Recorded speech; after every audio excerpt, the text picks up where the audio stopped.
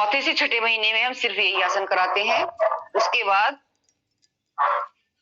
7वें से 9वें महीने तक जो मैंने आपको पहले कराए हैं, ताड़ासन वो कराना है, तिर्यक ताड़ासन कराना है, वृक्षासन कराना है, कटी चालन भी करना है। और इसके साथ साथ मेन जो है इस महीने से जो शुरू हो जाना है वो है हमारा भद्रासन। दोनों पैरों को मिला करके ऐसे बैठना, ये तो भद्रासन है। अब इसमें तितली आसन शुरू जो करना है वो पहले एक पैर अर्ध तितली से शुरू करते हैं। एक पैर सीधा कर देंगे और एक पैर को जगह के मूल भाग से मिला लेंगे और एक एक पैर उसको पकड़ कर चलाएंगे। ये अर्ध तितली आसन होता है। एक ही पैर को चलाते रहेंगे, काफी देर तक हम इसको करा सकते हैं, क्योंकि यहां से तैयारी शुरू हो जाती है प्रयास की कि बच्चे को जन्म लेने के लिए, नीचे आने के लिए, क्योंकि वो बच्चे का आकार बढ़ने लगता है, से नीचे आने के लिए प्रॉपर जगह चाहिए। थोड़ा सा पीछे और हो जाइए, थोड़ा सा। अच्छा जी, पैर पूरे दिखाई नहीं दे रहे ना। हाँ अब ठीक, अब ठीक। ये पैर को चलाएंगे, फिर दूसरी ओर से करेंगे अर्ध तितली आसन।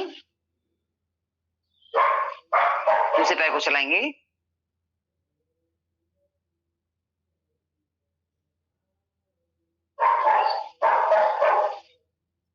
फिर दोनों पैरों से एक साथ करेंगे।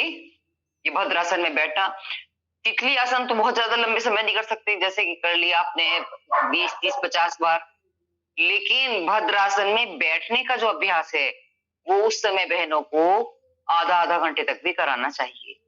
इससे उनका पेल्विक पोर्शन सॉफ्ट हो जाता है और नीचे बच्चे का हेड फिक्स आराम से होने लगता है और इस स्थिति में फिर उसकी नॉर्मल डिलीवरी की संभावना रहती है। ये बीच में जब मौका लगे तो कर लो तितली तो आसन दो, अदरवाइज भद्रासन में बैठने का अभ्यास होना चाहिए। उनको कहे कि जब भी बैठो पैर फैलाओ, पैर को आपस में मिला लो, इससे उनके पेल्विक पोर्शन में सॉफ्टनेस आ जाएगी, सॉफ्ट टिश्यूज उनके प्रॉपर बनने लगेंगे।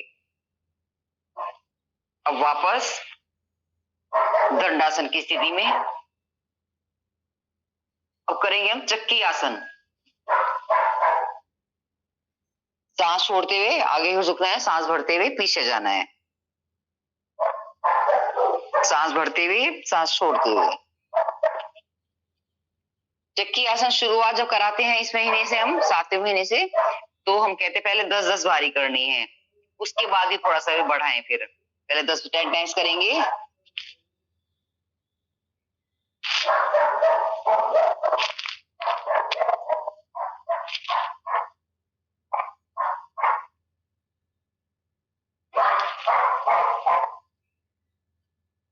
Times anti clockwise.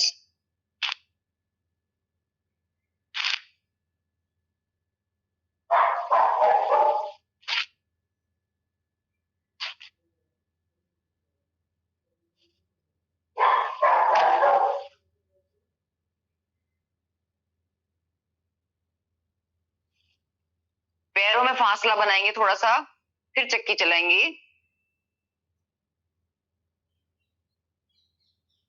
10-10 बार ऐसे करना है, 10 टाइम्स।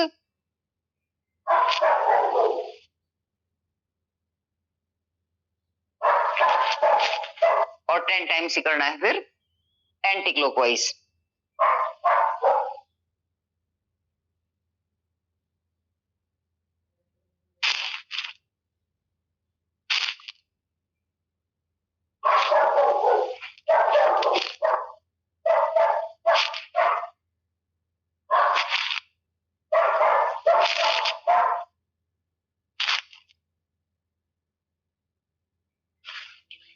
पैरों का फासला पूरा बढ़ा देंगे, बद्ध कोणासन।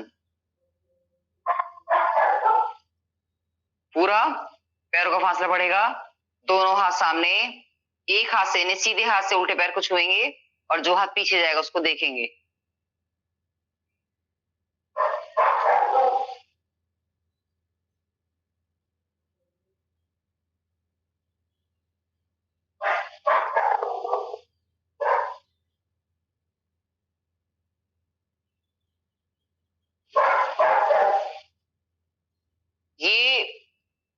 अर्ध कोणासन 10 बार से शुरू कराएंगे और बाद में हम 50-50 बार तक उनको करा सकते हैं।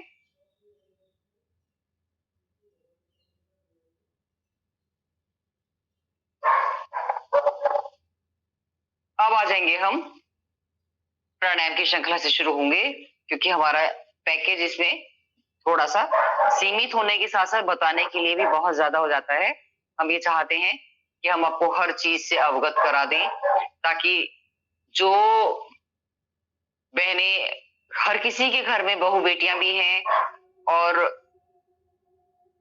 किसी न किसी घर में कोई ना कोई प्रेग्नेंट भी होती है, तो उनको क्या कराना चाहिए हर चीज की, और उन्हें खाने पीने में हर चीज में क्या क्या ध्यान रखना है, इन बातों का भी उसको पता लग जाएगा। प्राणायाम में सिर्फ पहले आता है भस्त्रिका प्राणायाम। भस्त्रिका प्राणायाम करना है, आप लोग भस्त्रिका प्राणायाम करेंगे और मैं आपको इससे संबंधित आगे बातें भी बताऊंगी। तो भस्त्रिका प्राणायाम करते रहेंगे। लंबा गहरा श्वास लेंगे, लंबा गहरा छोड़ेंगे। बहुत तेजी से सांस नहीं लेना है, आराम आराम से गहरा सांस लेना है, गहरा सांस छोड़ना है। भस्त्रिका प्राणायाम गर्भवती महिलाओं के लिए बहुत आवश्यक प्राणायाम है। देखो, आज से जो पहले युग, द्वापर युग है, त्रेता युग है, सतयुग है, इन युगों में भी, पहले भी, जब राजाओं की रानियां या महिलाएं गर्भवती होती थी तो वो उन्हें वन में भेजने का प्रयास करते थे। बहाना कुछ भी बना, श्री राम जी ने सीता जी को भेजा इसीलिए था कि वो गर्भवती है। इसे ऐसे माहौल की जरूरत है जहां बिल्कुल शुद्ध हवा हो, प्राकृतिक वातावरण हो। तो प्राकृतिक वातावरण में रहना बहुत जरूरी है, क्योंकि शुद्ध ऑक्सीजन मिलना जरूरी है। जब शुद्ध ऑक्सीजन हमारे पेट में जाती है तो बच्चे को सांस लेने के लिए प्रॉपर उसकी एक अच्छी शुद्ध वायु मिलती है और उसका विकास सही तरीके से होता है। गहरी सांस जब हम लेते हैं तो ये समझ लीजिए कि आपके साथ साथ बच्चा भी सांस ले रहा है। देखो, एक माँ के हृदय से बच्चे का हृदय बनता है। ऐसे समय में माँ का स्वस्थ रहना, सुखी रहना, प्रसन्न रहना बहुत जरूरी है।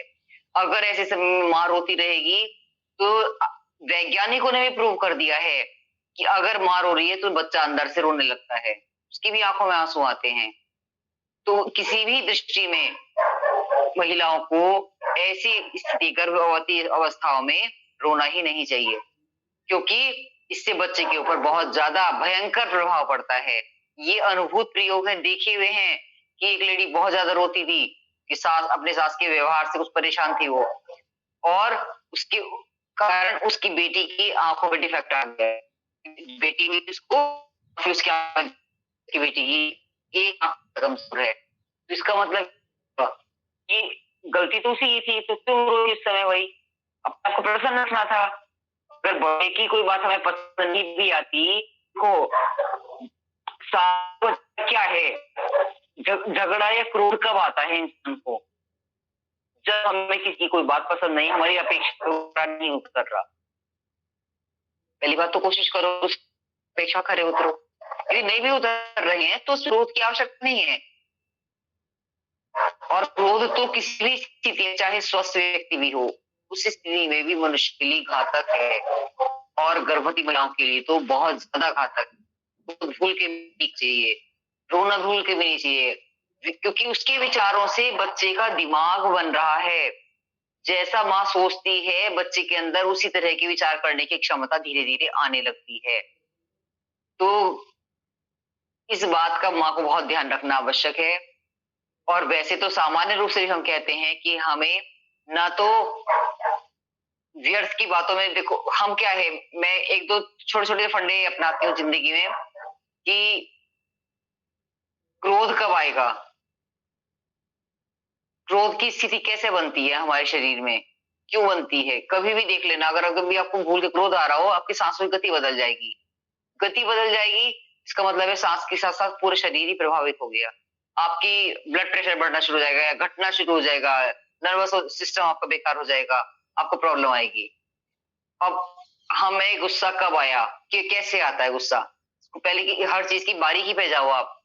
गुस्सा हमें तब आता है, हमने किसी से किसी काम को कहा या हमने किसी से कोई अपेक्षा करी और उसने वो पूरा नहीं किया।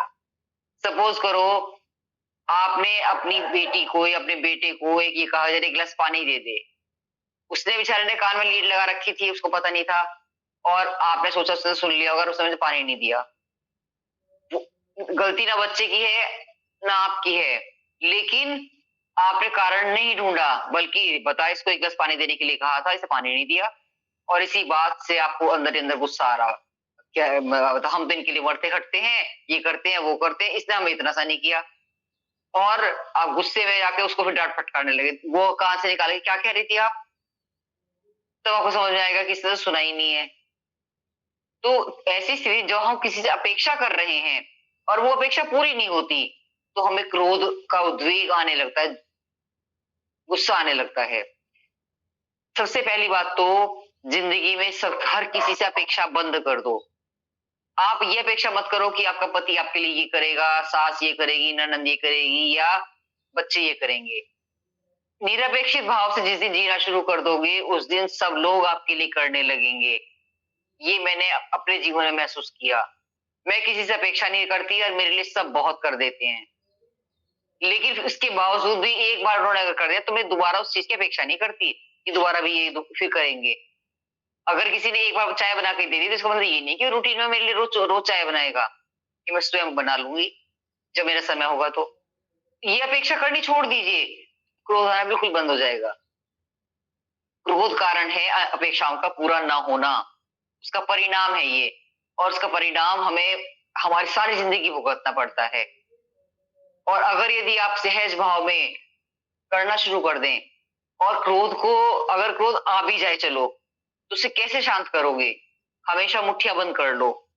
मुट्ठियां बंद करके कस के मुट्ठियां बंद कर लोगे आपका क्रोध हाथ क्या ढीला पड़ने लगेगा, क्योंकि आपकी ऊर्जा विचारों जो विचार की जो ऊर्जा है वो दूसरी जगह पहुंचने लगेगी। और या फिर तब भी अगर यदि गुस्से में आ रहा है कि गुस्से में मुट्ठी बेच के करते हैं बहुत से, तो फिर मुंह में पानी भर लो, मुंह में पानी लो और उसको चलाओ थोड़ी देर, आपका क्रोध अपने आप शांत हो जाएगा। मैंने ऐसी भी बहनें देखी हैं कि वो कहती हैं कि हमारी बहू को तो गुस्सा ही नहीं आता, इसे कितना भी डांट लूं मैं फिर भी हंसती रहती है वो। शायद उसने ये सीख लिया है कि मुझे कैसे हंसना है, मुस्कुराना है। तो हम इन बातों को ध्यान में रखें कि हमें इन गर्भावस्था के दौरान तो क्रोध का आवेग बिल्कुल नहीं आना चाहिए इंसान के अंदर, उस महिला के अंदर। और एक बात और भी है, मैं तो ये कहती हूँ कि गर्भवती महिला एक महिला अगर घर में गर्भवती है तो पूरा घर गर्भवती है। कैसे? सास अगर वो जरा सा तेजी से चल रही, इधर आराम आराम से चल, इसका मतलब क्या है, सास के दिमाग में हर समय ये है कि नहीं प्रेग्नेंट है। मम्मी के घर जाएगी वो तो उसकी मम्मी कहेगी नहीं ऐसे नहीं, ऐसे कर, झुकिए ना आगे को, ये इसका मतलब हर आदमी उसके लिए कितना कॉन्शियस है।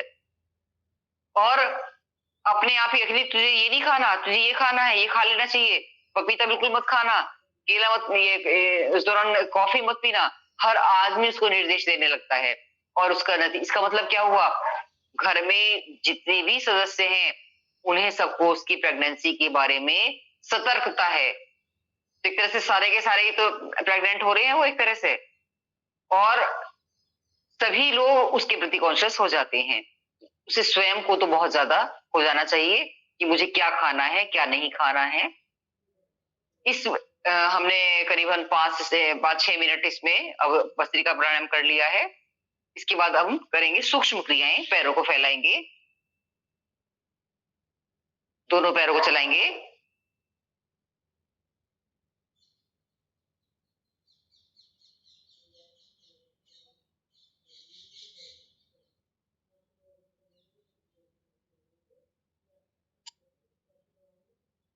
पैरों के जितने भी आपने सूक्ष्म क्रियाएं सीखी होंगी आपको पता भी होगा, हमेशा यहाँ के पैरों की उंगलियों से शुरू की जाएगी और यहां से चलते चलते चलते चलते यहां से होते होते होते सिर तक आएगी।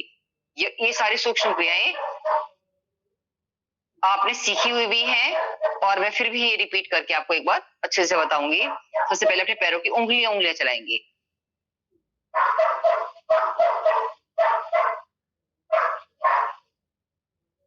अपने एक एक पैर को आगे पीछे करेंगे, एक पैर आगे दूसरा वाला अपनी तरफ, फासला बढ़ा लेंगे थोड़ा सा। एक बार इधर की ओर करेंगे, एक बार इधर की तरफ, एक बार इधर, दूसरी बार इधर। गोल गोल घुमाएंगे यहीं से पैरों को। ये हमारे यहाँ से टखनों का आ गया।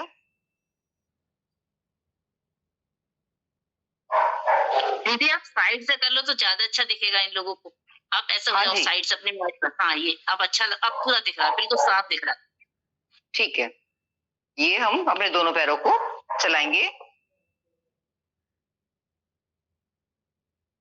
अब एंटी क्लॉकवाइज चलाएंगे।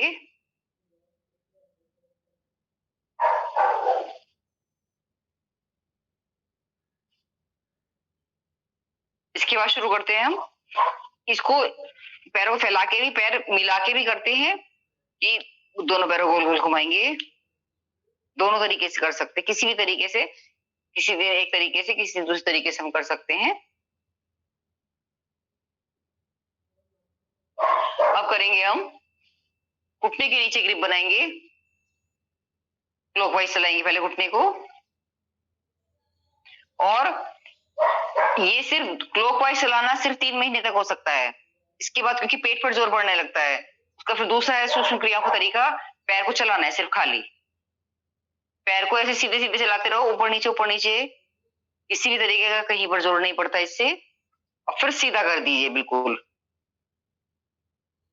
बिल्कुल सीधा स्ट्रेट, फिर वापस दूसरे ओर से पैर को चलाएंगे पहले ऊपर नीचे ऊपर नीचे।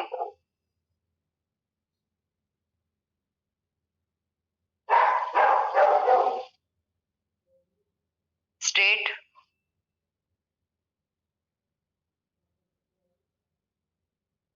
वापस।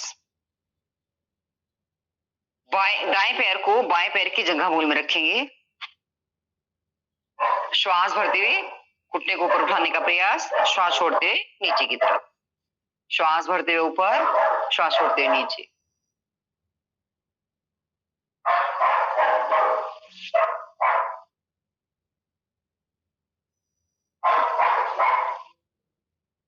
श्वास छोड़ते हुए नीचे।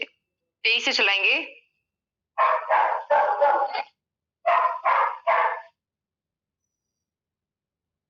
जंघा चालन।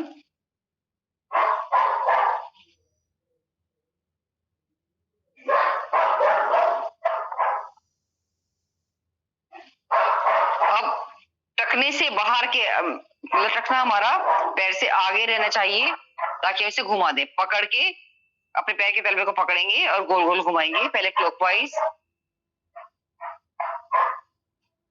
फिर एंटी क्लॉकवाइज।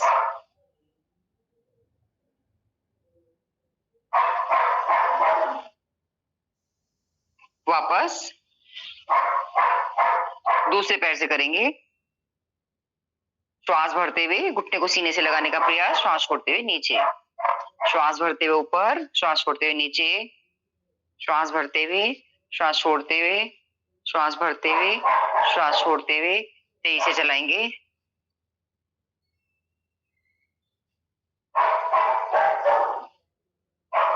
जंघा चालन।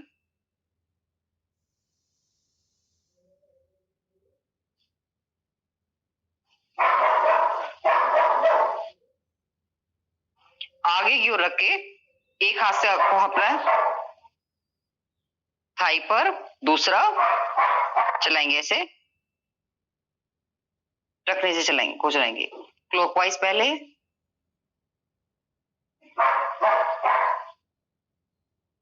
फिर एंटी क्लॉकवाइज।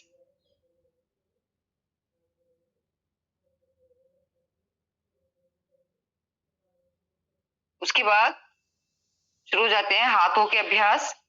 हाथों के अभ्यास में पैरों की स्थिति भद्रासन में करा देते हैं हम। इससे क्या है कि दोहरा लाभ। भद्र, क्योंकि नहीं तो ऐसे पालथी भी तो मार के बैठेंगे, इसकी जगह अगर हम भद्रासन में बैठा दें बहनों को, ये ऐसे भद्रासन में बैठना है, हाथों के अभ्यास करने हैं, तो ये तो स्थिति अपने आप बनी रहे, लंबे समय तक बनी रहेगी। इसको बैठने का अभ्यास बन जाएगा। दोनों हाथ सामने है, हथेलियों को पूरी, पहले सिर्फ उंगलियां चलानी है, पूरा प्रेशर सारा उंगलियों पर लाना है। फिर मुट्ठियां बंद करनी, एक बार अंगूठा अंदर, एक बार अंगूठा बाहर।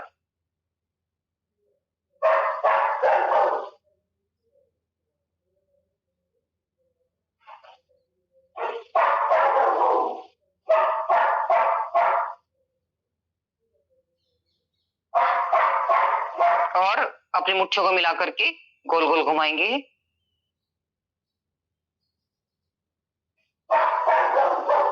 बाहर की ओर घुमा रहे हैं अभी हम पहले,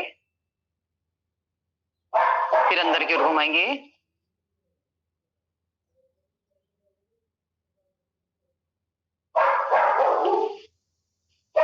भद्रासन में शुरू में बैठे हैं, बहनें थक सकती हैं, फिर बीच में दंडासन की स्थिति करा देते हैं हम कि अलग अलग पैरों की स्थिति बार बदलवाते रहिए। इससे क्या है कि उनको पूरा हर तरीके से एक रिलैक्स में रहते हैं। अब हथेलियां खोलेंगे,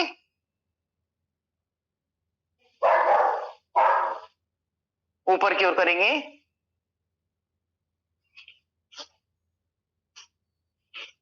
सांसों के साथ।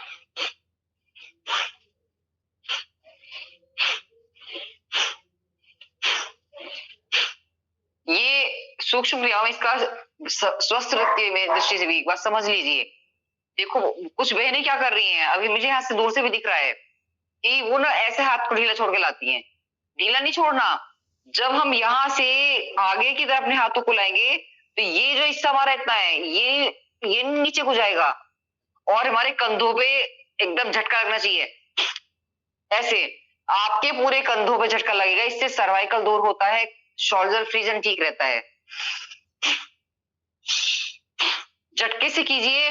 आपका ये जो हाथ है ये नीचे ढीला नहीं पड़ना चाहिए, इसे ढीला नहीं डालना है बिल्कुल भी।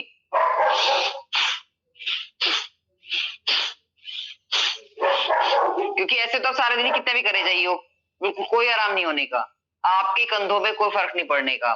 फर्क तब पड़ेगा जब आप इसको सतर्कता के साथ सहजता में ऐसे करेंगे। आपके हाथ को झटका लगना चाहिए यहाँ पे ये सीधे रहेंगे, कंधों पे झटका आएगा। कंधों पे झटका आएगा तो सर्वाइकल जिंदगी में कभी नहीं होने का। अब साइड से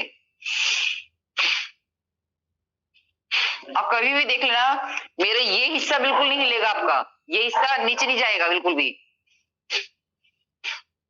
यहां जब हम जोर डालते हैं तो हमारा वो झटका यहां तक आता है पूरा, और वो आवश्यक है सर्वाइकल जिंदगी में। अगर ना हो ये चाहते हैं हम, तो ये शोल्डर फ्रीजन ना हो, उसके लिए ये बिल्कुल एग्जैक्ट सही तरीका है। आप योग शिक्षक बनने जा रहे हैं, हमारा लक्ष्य है आपको बारीकियां समझा देना जिससे कि आप आपकी कक्षा में कोई भी जो साधक है वो गलत तरीके से ना करे। अब करेंगे ऊपर हाथ ले जाके, जब ऊपर हाथ लेके झटका देंगे हल्का सा, फिर वापस लाएंगे आराम से। झटका देने से क्या होगा, बिल्कुल स्ट्रेट हो जाएगा हाथ, नहीं तो ये तिरछा रह जाएगा हल्का सा। झटका दे के करोगे बिल्कुल बिल्कुल सीधा जाएगा, फिर नीचे आएगा।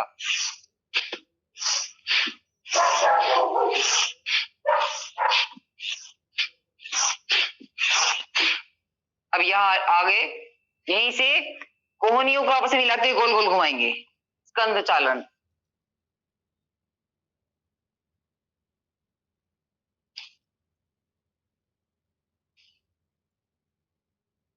उल्टा घुमाएंगे,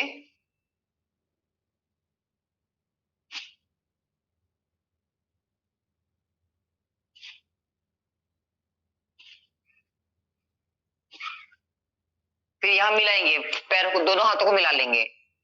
श्वास भरते खोलेंगे, श्वास छोड़ते हुए, श्वास भरते खोलेंगे, श्वास छोड़ते हुए, श्वास छोड़ते हुए।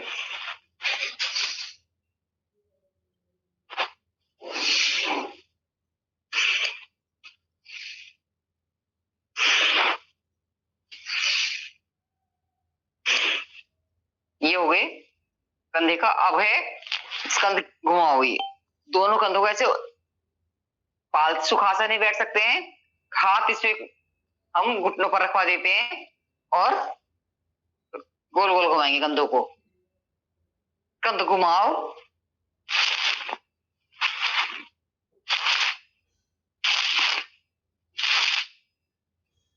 अब आगे की ओर घुमाएंगे, उल्टा घुमाएंगे।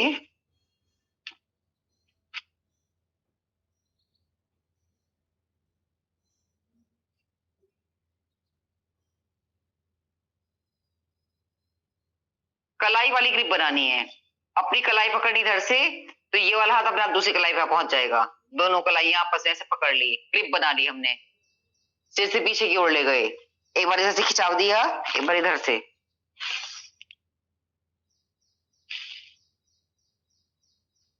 पूरा खिंचाव देंगे।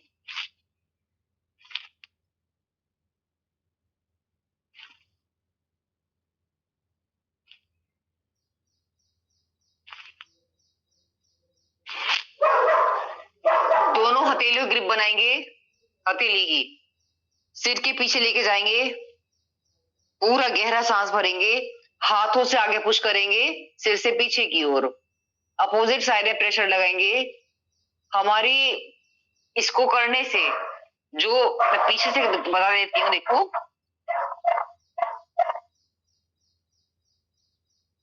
ये जो पोर्शन है हमारा, इसमें एकदम से कंपन बनेगा। देखो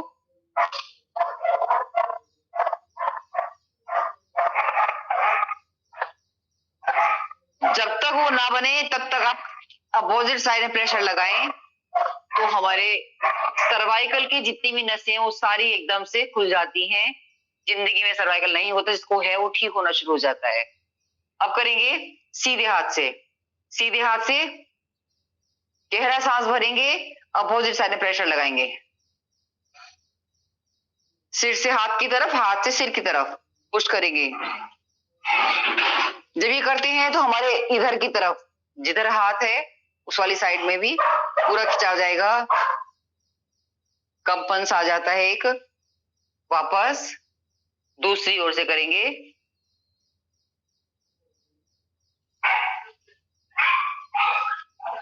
कंपन महसूस तब होगा जब आप सांस भर के रोक के करोगे, अदरवाइज पता नहीं चलने का आपको।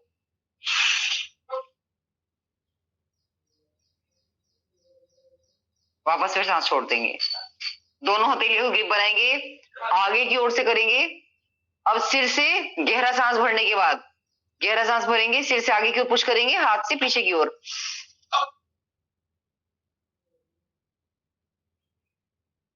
सांस छोड़ देंगे। यहां से जो हमारे आगे की ओर, ये हमारी इधर थोड़ी सी, इधर यहाँ पे है ये नसें हैं, ये सारी सक्रिय हो जाती हैं और सर्वाइकल की समस्या बिल्कुल नहीं होती।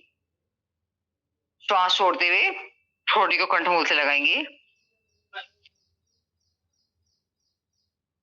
श्वास भरते गर्दन पीछे लेके जाएंगे, दांतों को मिलाकर रखेंगे।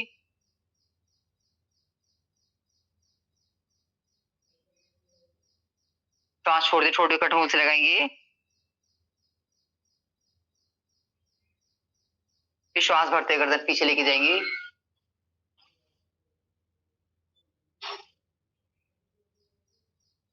श्वास छोड़ते छोटे कंठमूल से लगाएंगे।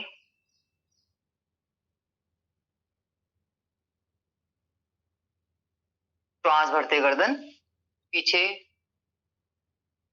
3-3 बार करना है। श्वास छोड़ते हुए छोटे कंठमूल से लगाएंगे। श्वास भरते गर्दन सामने। श्वास छोड़ते हुए अपने दाएं कान की ओर, दाएं कान को कंधे की ओर झुकाएंगे। इसमें क्या है, पहले कंधे को ये चढ़ाना नहीं है, दूसरा कंधा बिल्कुल सीधा से नीचे की तरफ रहना है। और जो कंधा कोई कान को टच करा दे तो कान को कंधा भी ऊपर नहीं उठाना है। कंधे बिल्कुल सीधे रहेंगे, सिर्फ गर्दन चलेगी। वापस दूसरी ओर से।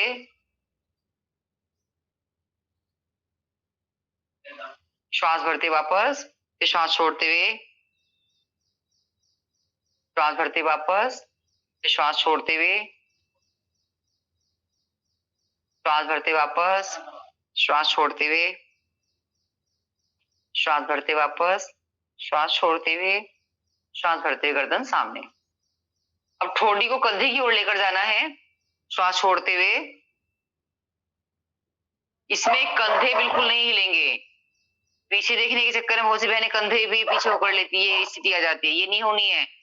बिल्कुल कंधे स्ट्रेट रहेंगे, सिर्फ ठोड़ी कंधे की ओर जाएगी, श्वास भरते हुए सामने, श्वास भरते दूसरी, श्वास छोड़ते दूसरी ओर, श्वास भरते हुए सामने, फिर श्वास छोड़ते हुए, श्वास भरते हुए सामने, श्वास छोड़ते हुए, लेफ्ट साइड में श्वास भरते हुए सामने, श्वास छोड़ते हुए राइट, श्वास भरते हुए सामने, श्वास छोड़ते हुए लेफ्ट, श्वास भरते हुए सामने। ठोड़ी को कंठमूल से लगाएंगे, गोल गोल घुमाएंगे।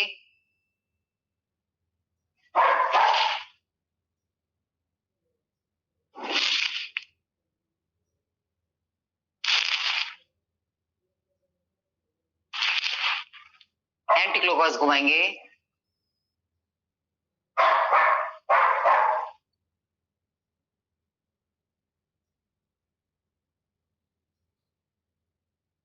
मैम, हाँ जी, ये आंख खोल के करना होता है ना?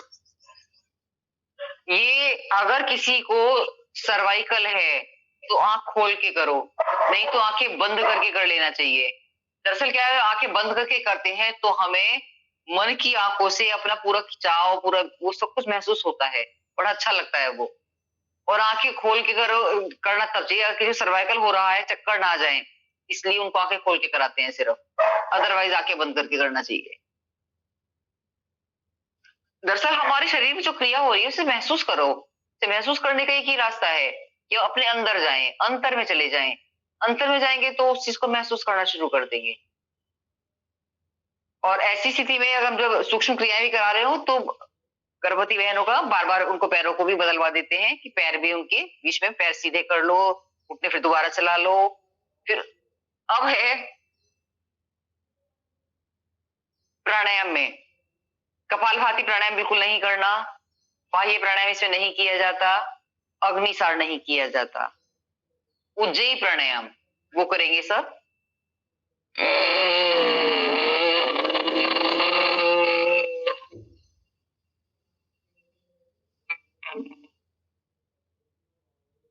जालंधर बंद,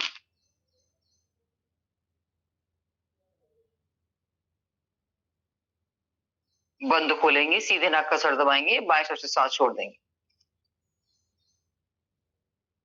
फिर करेंगे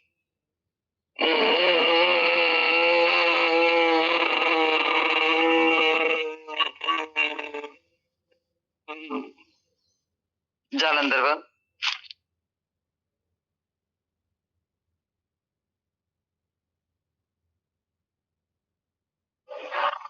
बंद खोलेंगे, सीधे नाक का सर दबाएंगे।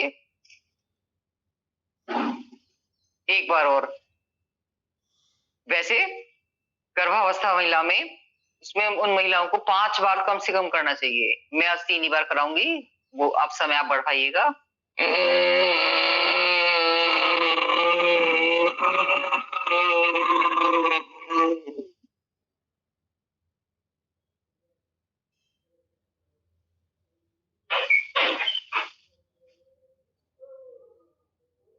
वापस।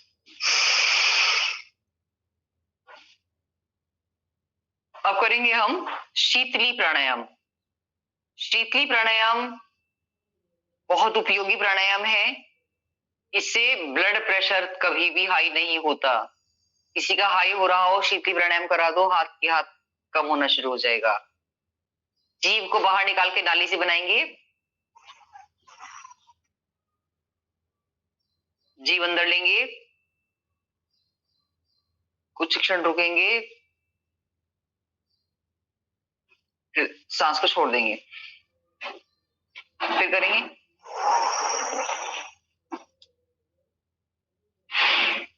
जीभ अंदर लेंगे, नाक से सांस छोड़ देंगे। फिर करेंगे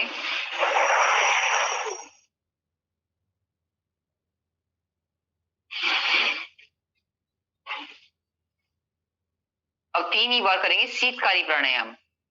दोनों दांतों को मिला के सांस मुंह से लेना है, फिर कुछ सांस से पीस आ जाते हैं एक तरह से, फिर उसके बाद कुछ क्षण के बाद नाक से छोड़ देना है।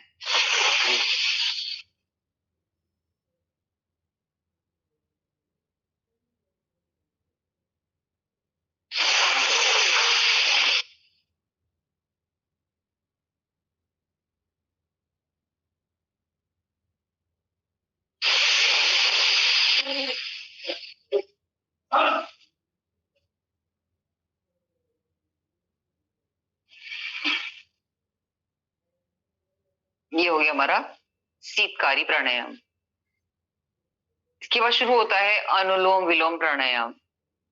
आप अनुलोम विलोम प्राणायाम शुरू करेंगे, सबको आता है। मैं अपना कैमरा थोड़ा सा पास लाने की कोशिश करती हूँ क्योंकि उसके ये बाद दीदी हमारा थोड़ा समझाने का।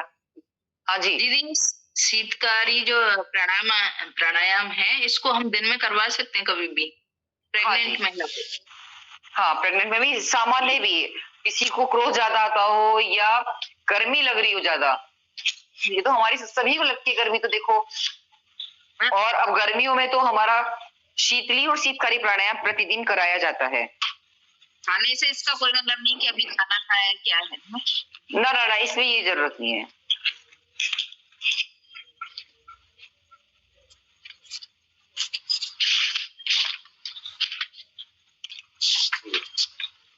नहीं, चंद्र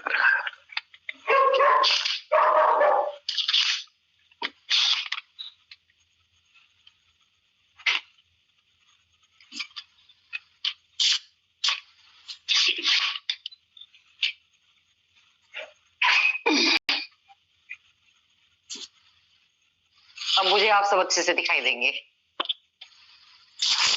और मुझे एक तसल्ली सी रहती है क्योंकि आई कांटेक्ट हो जाता है। अब मुस्कुराता हुआ चेहरा विनीता जी का दिख रहा है तो बड़ा आनंद आता है ना, कि मुस्कुराते मुस्कुराते चेहरे देखो तो मन खुश हो जाता है। अब है हमारा अनुलोम विलोम प्राणायाम में भी। इसमें क्या है कि कुछ बहनों को गर्भावस्था के दौरान तो भी और वैसे भी ब्लड प्रेशर हाई ज्यादा होता है। आपने देखा होगा, उससे ब्लड प्रेशर सबसे ज्यादा हाई होता है। उस दौरान तो फ्लक्चुएट अच्छे अच्छों का भी हो जाता है और सामान्य रूप से भी।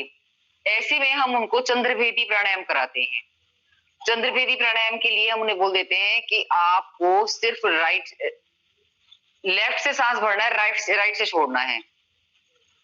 सीधे हाथ का स्वर दबाएंगे, लेफ्ट को दबाया, राइट से छोड़ दिया। अब राइट से भरना नहीं है, फिर लेफ्ट से भरेंगे, राइट से छोड़ देंगे, फिर लेफ्ट से भरेंगे,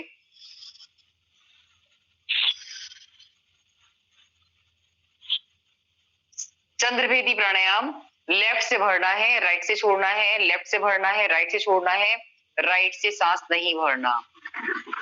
और आप ये जिंदगी में किसी के साथ भी देखिए, आपके कोई बहुत संपर्क में आएंगे, किसी का ब्लड प्रेशर बहुत ज्यादा हाई रहता हो, आप उन्हें चंद्रभेदी प्राणायाम कराइए, हाथ कम होना शुरू हो जाएगा। कि आप कराने के बाद 10 मिनट आपने चंद्रभेदी प्राणायाम करा दिया, उसके बाद दोबारा उसका नाप लो, आपको कुछ लगेगा कि तो चमत्कार हो गया इसका, एकदम बहुत जल्दी अपनी सही स्थिति पर आ गया। रेयर होता है लेकिन फिर भी कुछ बहनों का गर्भावस्था के दौरान भी ब्लड प्रेशर लो हो जाता है। लो ब्लड प्रेशर में हाई करना है तो सूर्यभेदी प्राणायाम कराते हैं। उसमें राइट से सांस भरना है, लेफ्ट से छोड़ना है, राइट से भरना है, लेफ्ट से छोड़ना है। और ये सामान्य स्वस्थ, जरूरी नहीं है कि गर्भावस्था के लिए ये सभी, किसी को भी ब्लड प्रेशर हाई हो तो चंद्रभेदी प्राणायाम कराइए। क्योंकि देखो, ये वाला जो स्वर है, उल्टा स्वर हमारा, ये एक तरह से गंगा है। गंगा का जल शीतल होता है, ये गंगा है, ये कूलर है हमारा। और ये सीधा हाथ वाला जो स्वर है वो हीटर है। ये कूलर है, ये हीटर है, ये गंगा है, ये यमुना है, ये ईड़ा है, ये पिंगला है। तो और ये कोल्ड है, ये हॉट है। तो इससे समझ लीजिए कि जब हम किसी को ब्लड प्रेशर बहुत ज्यादा हाई हो तो हमें उसको कोल्ड थेरेपी देनी है, एक तरह से हमें इसको ठंडा करना है। तो ठंडा करने के लिए चंद्रभेदी प्राणायाम चलवा दीजिएगा। चंद्रभेदी प्राणायाम में आपका लेफ्ट वाला स्वर ज्यादा चलने लगता है, प्रॉपर उसी तरह से सांस आने लगती है। और जब लेफ्ट से सांस आने लगेगी तो धीरे धीरे ब्लड प्रेशर नीचे आने लगेगा। किसी का ब्लड प्रेशर बहुत ज्यादा लो रहता है, उसको हाई देना है, हाई कराना है, तो उसके लिए सूर्यभेदी प्राणायाम करा देते हैं कि राइट से सांस भरेंगे, लेफ्ट से छोड़ेंगे, राइट से भरेंगे, लेफ्ट से छोड़ेंगे, राइट से भरेंगे, लेफ्ट से छोड़ेंगे। कंटिन्यू जब लेफ्ट से भरते, राइट से भरते रहेंगे तो उनका सूर्य स्वर चलने लगेगा। सूर्य स्वर चलेगा तो जोश आ जाएगा अपने आप, यानी शरीर में उत्साह जगेगा, थोड़ा सा एनर्जी आ जाएगी और ज्यादा, और उससे उसका ब्लड प्रेशर हाई हो जाएगा थोड़ा सा।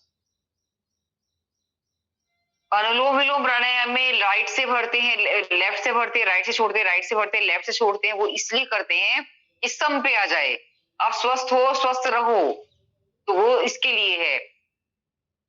सांसों पर पूरा ध्यान केंद्रित करना है हमेशा, जब भी करें, चाहे चंद्रभेदी प्राणायाम करें, चाहे सूर्यभेदी प्राणायाम करें या अनुलोम विलोम करें। आप लोग थोड़ी देर अनुलोम विलोम करेंगे, इसके साथ साथ मैं आपको इस समय में क्या खाना चाहिए वो सारी बातें भी आपको बताऊंगी। देखो, एक सबसे बड़ी बात है, कहावत भी है कि जैसा खाओ अन्न वैसा हो मन, कि जैसा हम भोजन करेंगे वैसा ही हमारा मन बनेगा। ज्यादा चटपटा खाओगे तो वो गुस्सा आने वाला स्वभाव बन जाएगा, और साधारण बिल्कुल बिल्कुल सिंपल सादा भोजन करोगे। डॉक्टर्स भी कह देते हैं कि आपको बहुत हल्का भोजन करना है, बाजार की कोई तली हुई चीज नहीं खानी है, यानी कि ये पिज्जा है, बर्गर है, चाउमीन है, ये सब बिल्कुल, ये तो वैसे स्वस्थ व्यक्ति को नहीं खानी चाहिए, लेकिन उस दौरान तो बिल्कुल भी नहीं खानी चाहिए। जनरली क्या होता है कि कुछ बहनें ये सोचती हैं कि इस समय में मैं जो इच्छा करूंगी वो सारी मेरी पूरी कर देंगे सब लोग, और वो तरह तरह की, भाई मेरे तो चाट खाने को जी कर रहा जी, मैं तो ये खाने को जी कर रहा जी, और ये कहते हैं वो दूसरा आदमी बाजार में भागेगा उसके लिए चाट लेके आएगा। आप स्वयं कोशिश कीजिए कि वो घर में स्वयं बनाए। अगर चाट खाने का मन है, थोड़ी सी स्प्राउट्स बनाओ, स्प्राउट्स की हल्का सा मसाला डाल लो, नींबू और मसाला, तो वो खाओ, तो वो चाट का स्वाद देगा पूरा। तो कहने का मेरा मतलब ये है कि बाजार की चीजें ज्यादा मात्रा में नहीं खानी चाहिए। हम तो कहते हैं बिल्कुल भी नहीं खानी है, आपको जो खाना है घर में बना के खाओ, लेकिन थोड़ी बहुत कभी कभार चल सकती है, लेकिन वो रूटीन में नहीं हो। कोल्ड ड्रिंक गर्भावस्था के दौरान तो जहर है, और सामान्य रूप से भी आप, हम इसको कोल्ड ड्रिंक नहीं, हम तो इसको टॉयलेट क्लीनर बोलते हैं। आपका टॉयलेट साफ ना होता हो, कोल्ड ड्रिंक डाल दो उसमें और उसे रगड़ दो, बिल्कुल साफ हो जाएगा। जब वो मैल को ऐसे काट देता है तो हमारे शरीर की आंतों को भी तो कुछ नुकसान देता होगा, हमारी आहार नाल को भी तो नुकसान देता होगा। तो ये जो है कोल्ड ड्रिंक हमारी पूरी आहार नाल को खराब कर देता है, आमाशय खराब करता है, लीवर खराब कर देता है, आंतें खराब हो जाती है इससे। तो इसलिए कोल्ड ड्रिंक बिल्कुल नहीं पीना चाहिए, और डिब्बा बंद जूस भी नहीं पीना है, क्योंकि उसमें प्रिजर्वेटिव डालते हैं। जूस, पहली बात तो फल खाने चाहिए, फल खाएंगे तो उसमें जो है फाइबर भी हमारे पेट में जाता है। इसके साथ साथ गर्भवती महिलाओं को, ये एक तो ये धारणा बना देते हैं बहुत से कि नहीं अब तो जो है गर्मी का मौसम है, गर्मी में बादाम नहीं खाने, गर्म हो जावे जी। नहीं, आपको 10 मुनक्का और कम से कम 6 से लेके 8 तक बादाम भिगो के खाने हैं। ये रोजाना भिगो दीजिए बादाम, और बादाम का छिलका उतारिए, और उसके मुनक्का को कब जो पानी होगा वो पानी भी पी जाइए मुनक्का का। ये पहले धो के भिगोनी चाहिए ये चीजें, और फिर उसके बाद उनको पानी पी लें। एक मुट्ठी में जितने भी हमारे कम से कम खाने उतने प्रतिदिन खाने हैं गर्भवती महिलाओं को तो, और स्वस्थ व्यक्ति को भी उनके मखाने अच्छे तरह से खाने चाहिए। मखाने सूखे भून लें, इससे क्या फायदा होगा, अगर आप सूखे भुने हुए करारे से कर लें और उनको खा लें तो वो सबसे बड़ा फायदा तो ये है कि घी, बिना घी के अगर भून के खाएंगे तो कि वो एसिड को सोख लेंगे। आपने देखा होगा जितने मखाने जो है, आप उनके कितना भी घी डालो कढ़ाई में सारा पी जाते हैं वे। इसका मतलब उनकी घी कितनी सोखने की ताकत है, कितनी क्षमता है। तो अगर एसिडिटी किसी को बनती है उस समय में, तो मखाने उसके लिए रामबाण की औषधि की तरह हैं, कि जैसे वो मखाने खाएगा उसका मखाने अंदर जाकर के उसके एसिड को सोख लेंगे और उसका एसिड खत्म होने लगेगा, ठीक हो जाएगा वो। तो इसलिए मखानों का सेवन अच्छे तरीके से करना है। हाँ, छुआरे महिलाओं को मना करते हैं हम, उस समय छुआरे उन्हें उस समय नहीं खाने चाहिए, डिलीवरी के बाद बेशक खा लें, छुआरे नहीं खाने। कॉफी बिल्कुल नहीं पीनी प्रेगनेंसी के दौरान, कॉफी बहुत नुकसान देती है। कॉफी तो बिल्कुल कहने करना ही नहीं, खानी नहीं है। एक अनानास फल नहीं खाना, एक पपीता नहीं खाना, और बहुत से लोग चीकू के लिए मना कर देते हैं। हम दो का ही मना करते हैं मेन रूप से, तो कि अनानास और पपीता, ये 2 फल बिल्कुल नहीं खाए जाते। इनके अंदर जो पदार्थ होता है वो इस तरह का होता है कि उनसे गर्भपात की संभावना बन जाती है। और खाने वाले फल, क्या-क्या फल खाने चाहिए? सेब है, केला है, मौसम का फल है, आलू बुखारा बहुत फायदा करता है। हम सोचते हैं अब गर्मियों में, जैसे गर्मियाँ हैं इस समय में यदि कोई प्रेगनेंसी किसी को होती है, तो आलू बुखारा खूब खाना चाहिए। आलू बुखारे से B12 की मात्रा बहुत प्रॉपर मात्रा में मिलती है हमारे शरीर को। विटामिन सी बहुत अच्छे से मिलता है। कुछ फल ऐसे हैं जो मौसमी फल हैं, वो हमें बहुत ज्यादा फायदा करते हैं। जैसे बेर है, मौसम का बेर, इसके अंदर आयरन बहुत ज्यादा होता है। तो जब जिस मौसम में जो फल आता है, उस फल को हमें जरूर खाना चाहिए। और एक बात और, तरबूज फ्रिज में रख के खाने का नियम है लोगों का, और बिल्कुल नहीं खाना चाहिए।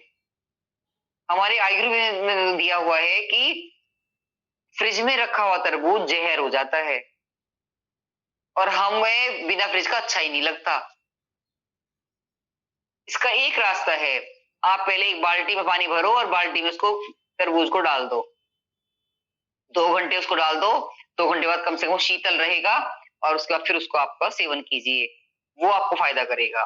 तरबूज वैसे वजन घटाता है सामान्य रूप से भी, तरबूज या खरबूजा, इसलिए स्वामी जी के पास अगर कभी जाओगे आप, नाश्ते में भी तरबूज मिल जाता है।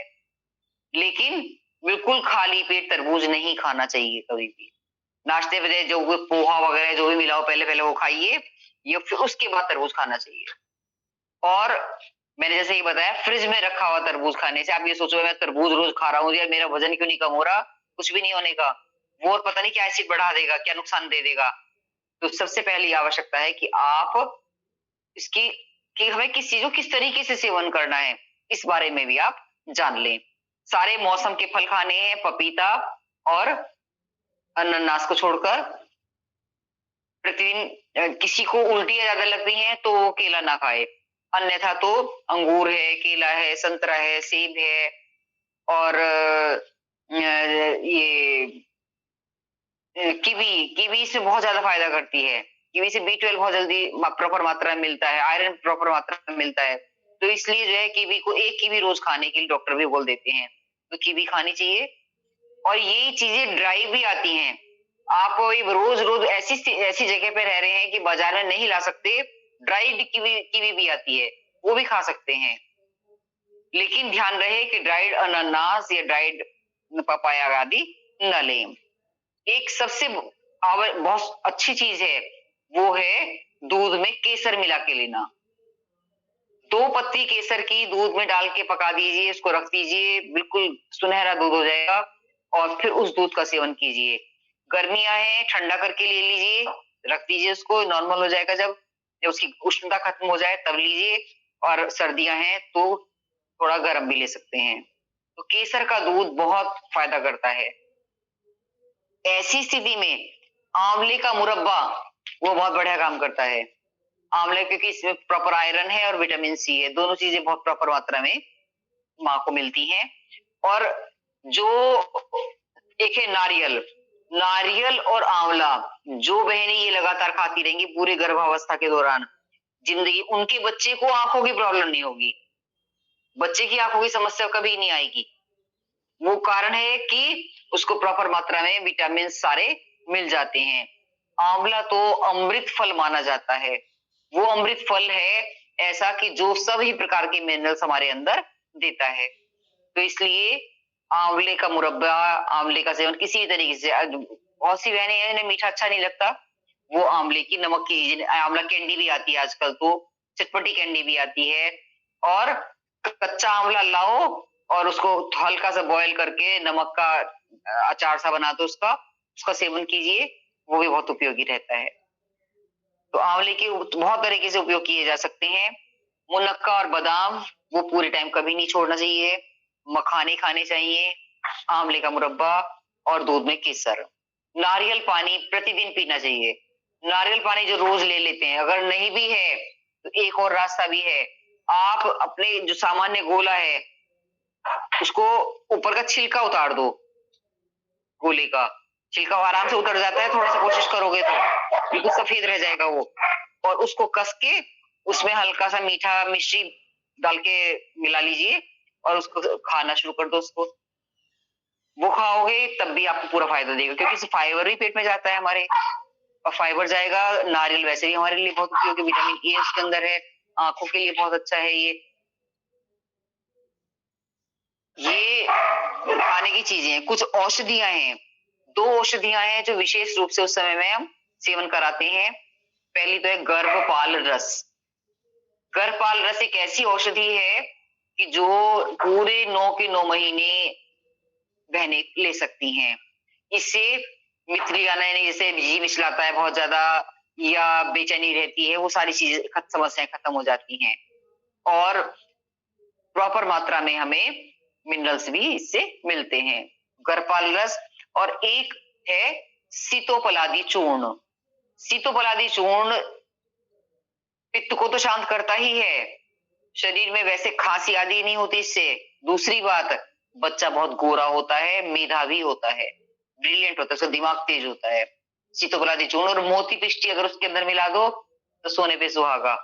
कि मोती पिष्टी और सीतोपलादी चूर्ण मिला के दे दो उसको, पुड़िया बना दो उसकी, तो उसके लिए जो है बहुत उपयोगी है और बच्चा बहुत इंटेलिजेंट होता है इससे। उसके मस्तिष्क का विकास प्रॉपर होता है। तो ये मैंने सिर्फ 3 चीजें औषधि के रूप में बताई हैं, ये उस समय में लगातार देनी चाहिए माँ को।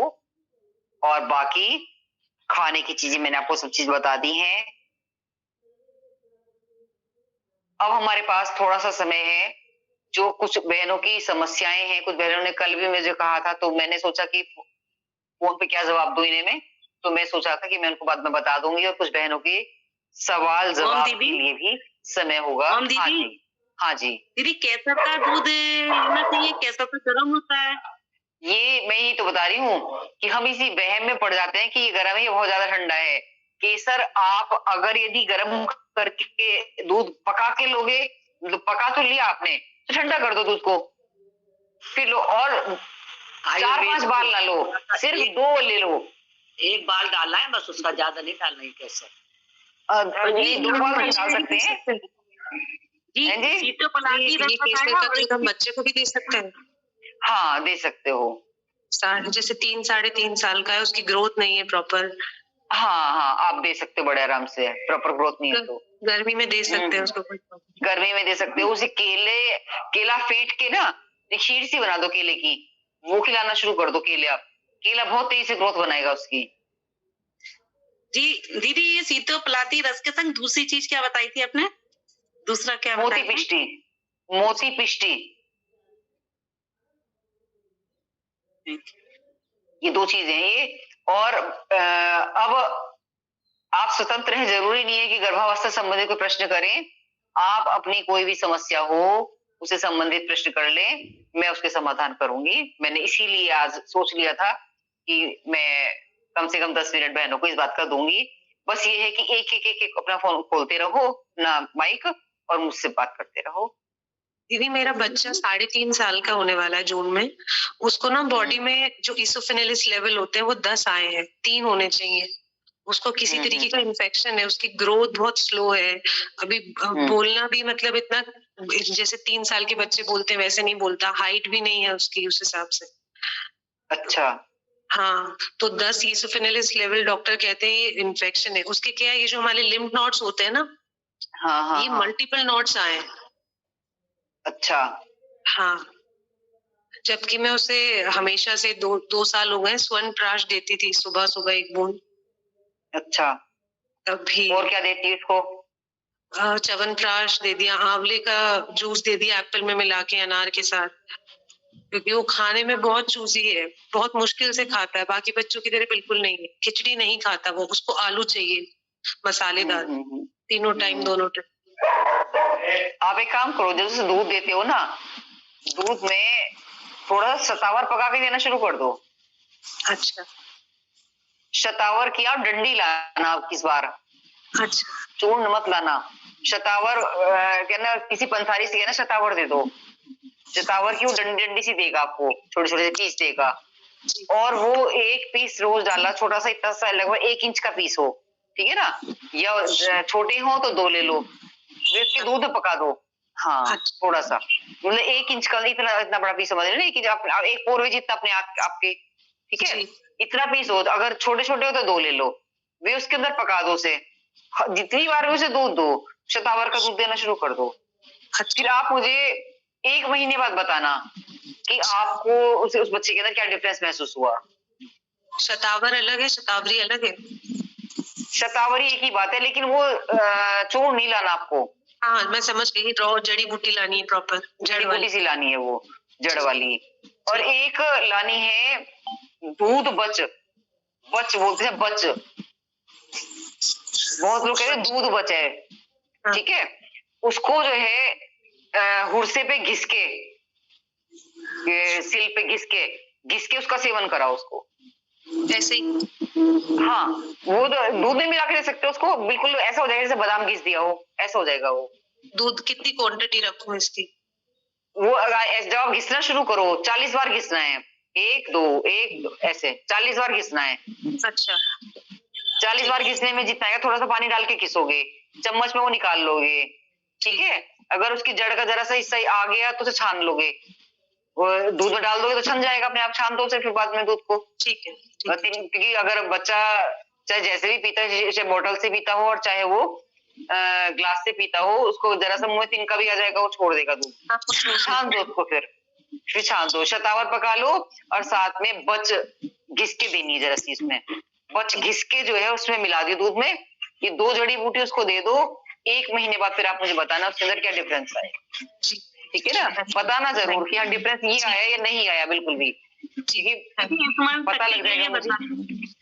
दीदी इस्मान हाँ जी, शक्ति के लिए बताने की है, बहुत जल्दी जल्दी भूल जाते हैं सामान रख के। इसके स्मरण शक्ति के लिए बेटे, सबसे पहली बात तो मतलब खाने की चीज तो मैं आपको बताऊंगी अभी, लेकिन सबसे जरूरी है अनुलोम विलोम। अनुलोम विलोम प्राणायाम अब आप करना शुरू करोगे, आप ये कहोगे कि मैं कई दिन पहले रखी हुई चीज भी नहीं भूलती, दिमाग को इतना तेज कर देता है ये। और एक भ्रामरी प्राणायाम, ये 2 प्राणायाम हमारी जिंदगी में ऐसे हैं जो हमारे मस्तिष्क को सुदृढ़ करते हैं, मजबूत करते हैं। दूसरी बात, माएं जो है अपने बच्चों पे पूरा फोकस करती हैं, अपने आप पे नहीं करती, अपने आप नहीं खाती। नियम बना लो 5 बादाम रोज खाने हैं, मैंने नियम बना रखा है, सच बताऊं मैं डेली अभी भी जाती हूँ, यहाँ से जाऊंगी, मैं चाय लूंगी, चाय के साथ मैं 10 से लेके 20 किशमिश लेती हूँ डेली, और 5 बादाम लेती हूँ। एक बादाम को जैसे खाऊंगी, उसके साथ 2 किशमिश, 4 किशमिश खाती रहूंगी। और ये नियम बना रखा, मेरे सबको पता है कि मम्मी चाय के साथ सिर्फ ये लेंगी। मैम बादाम भिगो के लेना है? गर्मियां हैं भिगो के ले लो, और नहीं तो सर्दियां हैं तो ऐसे खाओ, कोई दिक्कत नहीं है। खाना है अच्छे से चबा चबा के। किशमिश सादी भी खा सकते हो, मैं तो सादी खाती हूँ, और भिगो के तो हम सब बहनों को रात को अगर किशमिश भिगो के रख दी, वो पित्त का शमन भी करती हैं, कि रात को धो के किशमिश भिगो तो 20 किशमिश भिगोनी चाहिए, और 5 बादाम, एक जने की खुराक है ये, 20 किशमिश और 5 बादाम। और सवेरे बादाम निकाल के वे तो जो है आप छील लो और वो पानी पी लो। वैसे बादाम अलग भिगोने चाहिए और किशमिश अलग भिगोनी चाहिए, क्योंकि बादाम जो है अपना जो वेस्ट है वो छोड़ता है, उसमें प्रोटीन छोड़ता है उसमें, तो वो वाला सेवन ना करें। सिर्फ किशमिश अलग कटोरी में भिगो ली, वो पानी भी पी गए, किशमिश एक किशमिश खा लो, और बादाम 5 बादाम रोज खाओ। आप नियम से बना लोगे, आपका दिमाग बिल्कुल तेज हो जाएगा, स्मरण शक्ति तेज हो जाएगी, आप कहोगे हाँ भाई अब तो ठीक इम्प्रूवमेंट है, बहुत बढ़िया। जी थैंक यू दीदी। मेरे रिस्ट में बहुत ज्यादा पेन है, और काफी दिन से 1 साल 1.5 साल हो गया, काफी दवा भी की, एक्सरसाइज भी करते, पर कोई रिस्ट में ये यहाँ पे कलाई में। अच्छा, हाँ। और ये अब ये पेन यहाँ से, मतलब यहाँ से लेके यहाँ तक अब ये हो रहा है, ऊपर तो बढ़ गया हुआ ये। जी, और दोनों हाथों में है, मतलब आराम नहीं मिल रहा, और एक रात में यूरिन की बहुत प्रॉब्लम है, बहुत बार यूरिन जाना पड़ता है। अच्छा, अभी एक बात आपकी बात अभी बताऊंगी। जो दूसरी बहन है अभी जिनसे मैंने स्मरण शक्ति वाली बात करी थी, अगर वो चाहती हैं कि वही इसके बाद भी मुझे इम्प्रूवमेंट नहीं है, तो शंख पुष्पी और ब्राह्मी ये 2 औषधियां हैं, इनका वो सेवन करें। शंख पुष्पी सिरप आता है, शंख पुष्पी सिरप का पीना शुरू कर दे तो उन्हें जो है इससे इम्प्रूवमेंट मिलेगा। अब है आपकी समस्या कि आपके रिस्ट में प्रॉब्लम है ना? ये देखो, ये तो ये बात मान के चलो आपके यहाँ से जोड़ दर्द की शुरुआत हो गई है। अच्छा, ठीक है, अब आप अपने ऊपर अमल करना। जिस दिन आप उड़द की दाल या कढ़ी, चावल, छोले, राजमा खाओगे, या उस दिन आपके दर्द और ज्यादा बढ़ जाएगा। अपनी स्टडी, हम स्वयं की स्टडी करेंगे, खा के देखो, क्योंकि कोई जहर तो है नहीं ये चीजें, है ना? आपका दर्द बढ़ जाएगा। इसका मतलब क्या हुआ? आपको वात बढ़ा हुआ है और वो वात यहाँ रुक गया, ठहर जाता है। ठीक है ना? इसकी ठंडी गर्म की सिकाई कर लेनी चाहिए। पहली बात तो 2 बर्तनों में पानी रखो, पहले गर्म पानी में हाथ रखो, दोनों डूब जानी चाहिए आपकी रिस्ट पूरी, और फिर थोड़ी देर फिर वो ठंडे पानी में रख दो, बिल्कुल ठंडे पानी में, बर्फ का पानी कर दो।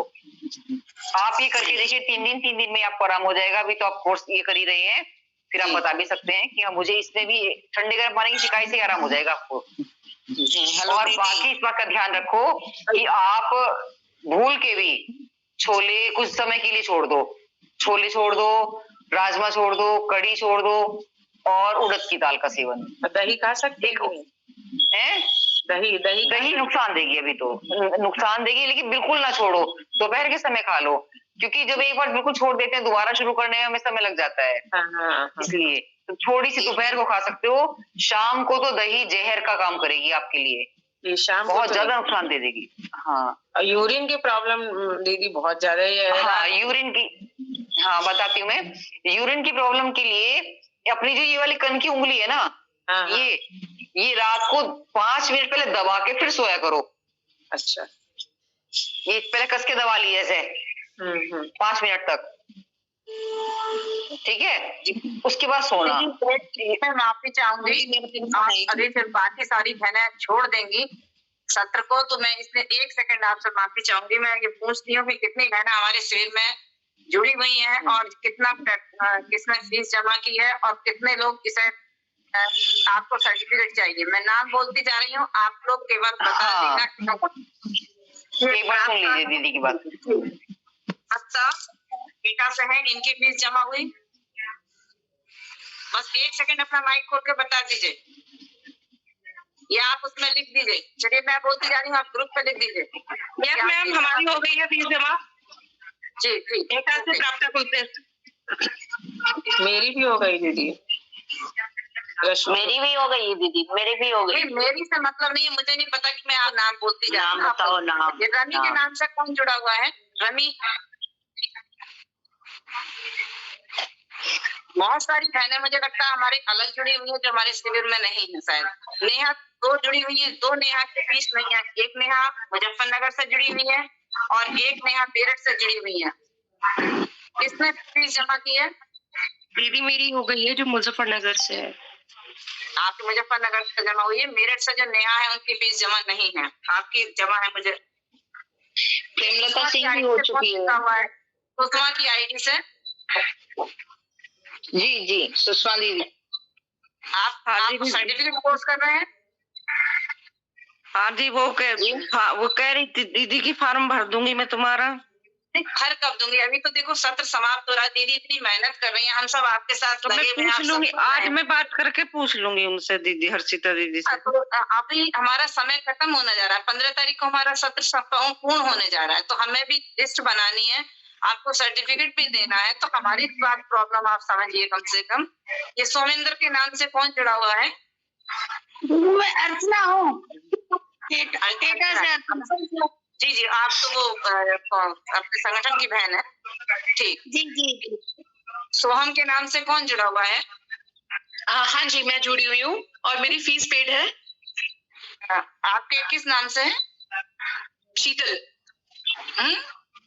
शीतल के नाम से पेड है। शीतल के, ठीक, गुड जी। अंकिता की फीस नहीं जमा है? मैम मेरा फीस जमा है तो हमारा आपके नाम से मुरादाबाद के लक्ष्मी जी के द्वारा मेरा हुआ है। अभिलाषा अभिलाषा की आईडी से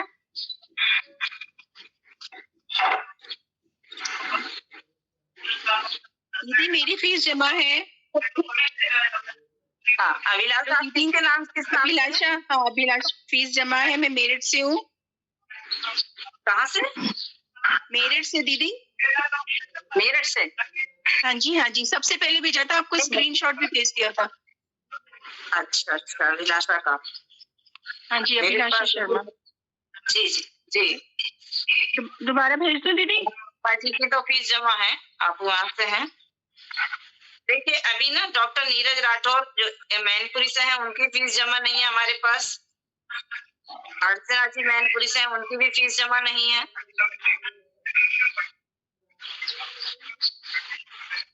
प्रेमलता अच्छा प्रज्ञा तो वहां से है, प्रीति का हो गया है। सीमा के नाम से आप सीमा जी कहाँ से जुड़े हुए हैं?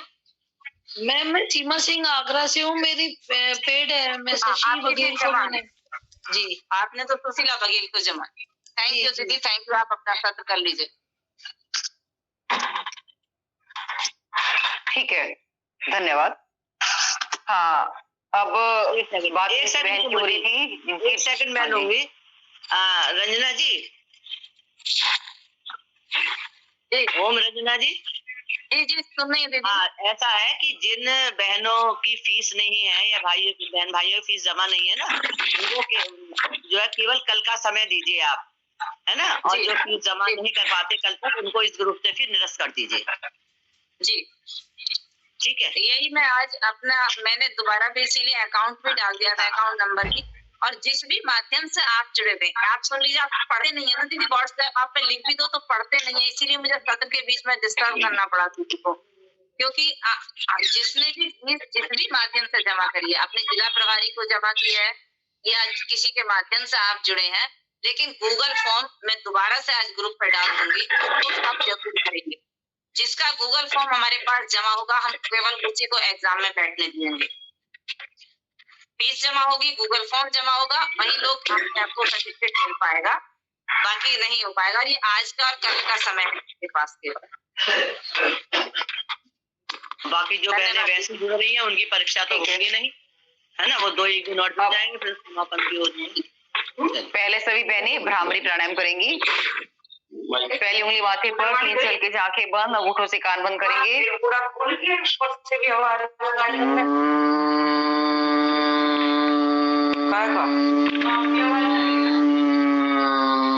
पूरा तो ध्यान रखती पानी दिया।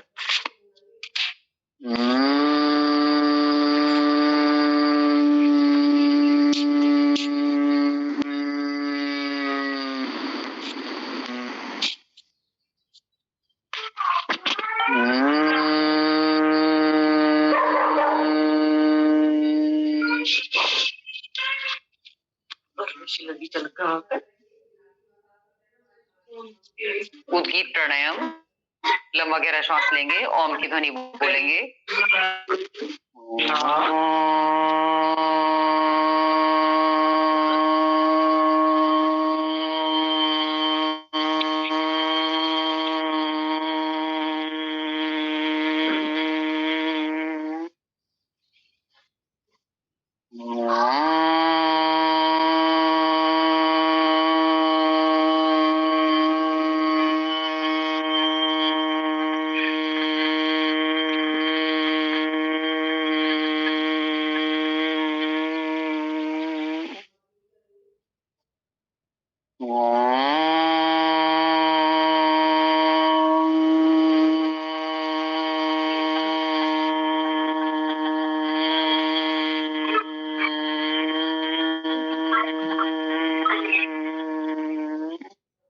मौन ध्यान, आंखें बंद मन से है, चेहरे पर प्रसन्नता का भाव, अपनी श्वासों पर ध्यान केंद्रित करेंगे। सीधा ऊपर को भागा ओटी कर तो टीवी चल रहा, हम देख बाप का क्या मैं थप्पड़ मार दूंगी खींच के भी।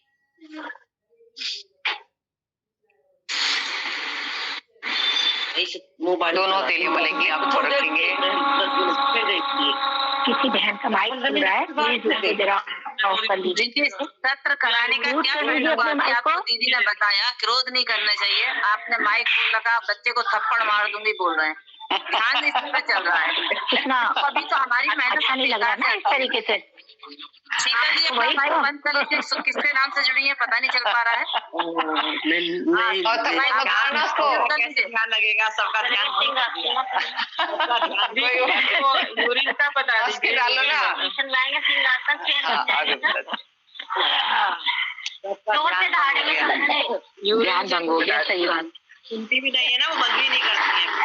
वो पता नहीं चल रहा, मैं समझ नहीं आया। सिंग दहाड़ करेंगे, पता भी नहीं चल रहा। पता नहीं चल रहा। माइक बंद कर देंगे, माइक बंद कर इंदिरा दीदी करेंगे आप। इंदिरा दीदी अपना माइक म्यूट कर लीजिए, दीदी कुछ बोल रही हैं। सिंग दहाड़ करेंगे भाई, बेदहाड़ नहीं, हम भी दहाड़ लेना, छोड़ो।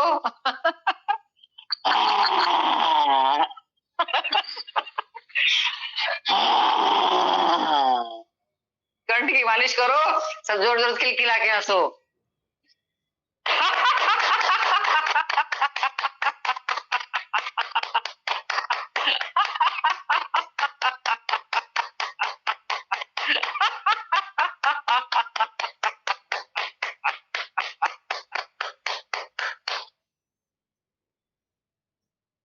दीदी तो क्लास ले रही है, इंदिरा दीदी अपनी। चलो शांति पाठ कर दूं, शांति पाठ यानी। हाँ, किसी कुछ पूछना तो नहीं है भाई? उनकी क्लास चलती है ना, तो बहुत इन्वॉल्व। यूरिन के लिए आपने नहीं बताया। हाँ, यूरिन के लिए मैंने बताया बेटा, एक जो हमारा ये वाला पॉइंट है, इसे दबा के बैठना है 5 मिनट, बिना किसी दवाई के ही इससे ठीक हो जाओगे बेटे आप। औषधि का सेवन नहीं करना पड़ने का। और यूरिन ज्यादा आना किसी और दूसरी समस्या, या तो आपको शुगर है, कोई और समस्या है, उसका भी निदान करना। खाली यूरिन बंद करने की हम दवाई नहीं देना चाहते आपको, हम ये चाहते हैं कि उसका निदान आप इस तरीके से कीजिए कि निश्चित रूप से या तो आपको शुगर या कोई और कुछ ना कुछ पनप रहा है अंदर। ठीक है, शुगर चेक कराया आपने बेटे? हाँ, शुगर तो चेक कराया, शुगर ठीक है। ठीक है ना, बस फिर कोई दिक्कत नहीं, फिर इसी पॉइंट से ठीक हो जाओगे आप। ये कन की उंगली वाला पॉइंट होता है, इसे रात को सोने से पहले 5 मिनट दबा लेना, दोनों हाथों के, दोनों पैरों के भी दबाते हैं। अच्छा, पैरों की कन की उंगली, ठीक है ना ये जी। और ये दबा करके फिर उसके बाद सो जाना। आपको लगेगा जितनी बार मैं रोजाना उठती उससे तो आधा उठी, और धीरे धीरे ठीक होता चला जाएगा। ठीक, थैंक यू। ठीक है, ये हमने ये अनुभूत प्रयोग है बेटे कि बच्चे बहुत ज्यादा बिस्तर में सुसु कर लेते हैं, हम उनकी दबा के उनके सुलाया हमने, तो उनके एकदम डिफरेंस आ गया। ठीक है दीदी, ठीक, थैंक यू दीदी। ठीक। हाँ जी, किसी बहन को कोई जिज्ञासा तो नहीं है? हाँ जी बहन दीदी। हेलो दीदी। ओम दीदी, मैं पालकी मारने पर जांग में दर्द होता है। ये धीरे धीरे जब आप बटरफ्लाई करोगे ना ऐसे, ये धीरे धीरे ठीक होना शुरू होगा, क्योंकि जोड़ जांग की नस में कहीं ना कहीं थोड़ा सा रुकावट बन गई और ये इससे ठीक हो जाती है। आप ये करते रहो, आपको इससे बड़ा आराम मिल जाएगा। घर में से टीवी देख रहे हो, खाली बैठे हैं, तो आप बटरफ्लाई कर लिया करें। ये बटरफ्लाई भी ना हो, भद्रासन में बैठना शुरू कर दीजिए, तो आपके जांग का दर्द ठीक होना शुरू हो जाएगा। दीदी कान में से रोजाना हीट निकलती है, हर 2 घंटे बाद बहुत तेजी की हीट निकलती है, आपको सही में पसीना आ जाता है। हाँ, वो इसका मतलब आपके पीरियड्स बंद हो गए क्या? जी 3 साल हो गए। हाँ, ये हॉट फ्लैशेस आ रहे हैं आपको, और कुछ नहीं। आप एक काम करो, पानी का सेवन बढ़ा लो जी। अगर यदि आपने ये सोच लो कि मुझे हर एक 1-1.5 घंटे बाद पानी पीना है, आपके हॉट फ्लैशेस अपने आप कम हो जाएंगे। ये हॉट फ्लैशेस बोलते हैं, और ये जो है ये पीरियड्स बंद होने के बाद जब हमारे बहुत ज्यादा हार्मोन्स बनने लगते हैं और हार्मोन्स डिस्टर्ब हो जाते हैं, तब होता है।